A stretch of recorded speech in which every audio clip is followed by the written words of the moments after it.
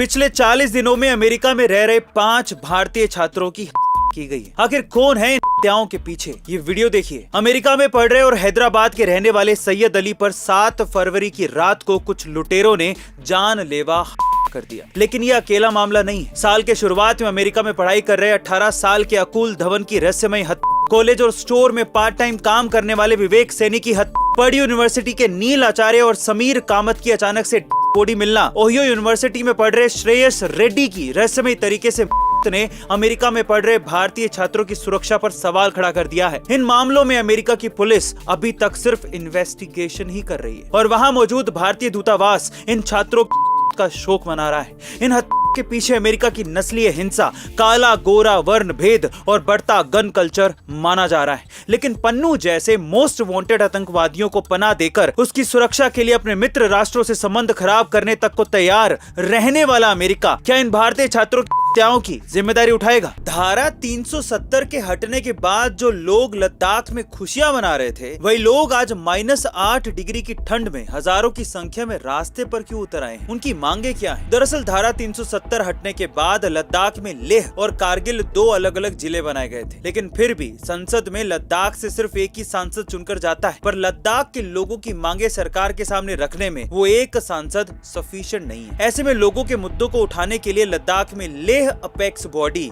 और Kargil democratic alliance बनाया गया था और अब इन 2 गुटों ने मिलकर लद्दाख को राज्य का दर्जा देने की मांग की है। इसके अलावा इन लोगों का ये भी कहना है कि असम त्रिपुरा की तरह लद्दाख को भी संविधान के 6ठे शेड्यूल में रखा जाए ताकि वहां रहने वाले ट्राइबल लोगों को अपने अधिकार मिल सके। साथ ही संसद में लद्दाख का रिप्रेजेंटेशन बढ़ाने के लिए लोकसभा और राज्यसभा सीटें बढ़ाने की भी मांगे की जा रही हैं। हालांकि साल 2019 में ही NCST बॉडी ने सरकार को इसके बारे में सिफारिश की थी, लेकिन ऐसा हुआ नहीं। और फिलहाल सरकार ने एक हाई लेवल कमेटी बनाई है जो 19 फरवरी को लद्दाख के लोगों की मांगों पर डिस्कशन करेगी। टाइटैनिक से लगभग 5 गुना बड़ा दुनिया का सबसे बड़ा क्रूज अपनी पहली समुद्री यात्रा पर निकल चुका है। रॉयल कैरेबियन ग्रुप के इस क्रूज का नाम है आइकन ऑफ सीज।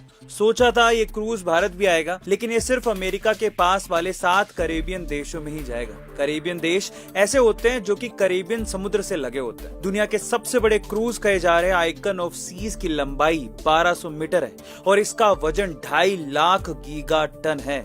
इस क्रूज में जो इंजन लगा है वो 91,000 हॉर्स पावर का है। पूरे 20 मंजिलों में बना ये क्रूज 41 किलोमीटर पर आवर की स्पीड से एक बार में लगभग 8,000 यात्रियों को सफर करवा सकता है, जिसमें 5700 यात्री होंगे और 2300 क्रू मेंबर शामिल होंगे। चलता फिरता शहर गए जाने वाले इस क्रूज पर 7 स्विमिंग पूल और 7 वाटर स्लाइड्स के अलावा और भी कई अलग अलग एंटरटेनमेंट की सुविधाएं हैं। काश ये इंडिया में भी आता, पर अगर आता तो क्या आप इसकी यात्रा करना चाहते? इलेक्ट्रिक कार खरीदने का मन तो बहुत करता है, लेकिन सबसे बड़ा चैलेंज है उसकी चार्जिंग, क्योंकि पेट्रोल कार में पेट्रोल भरवाने में 2 ही मिनट लगते हैं, लेकिन इलेक्ट्रिक कार को चार्ज करने में आधे घंटे से ज्यादा लग जाता है। पर क्या हो अगर आपकी कार चलते चलते ही चार्ज हो जाए? ये सब हो सकता है वायरलेस इलेक्ट्रिक रोड से। अमेरिका की कंपनी ने अमेरिका के डेट्रॉइट में एक ऐसा इलेक्ट्रिक रोड बनाया है जिसके अंदर इलेक्ट्रोमैग्नेटिक ग्रिड और कोयल लगाए गए हैं। इन ग्रिड की मदद से जब भी उस रोड पर कोई कार चलेगी तो कार की स्पीड से इलेक्ट्रोमैग्नेटिक एनर्जी पैदा होगी और ये एनर्जी कार में लगे रिसेप्टर स्टोर कर लेंगे, जिसके चलते कई किलोमीटर चलने के बाद भी कार की चार्जिंग खत्म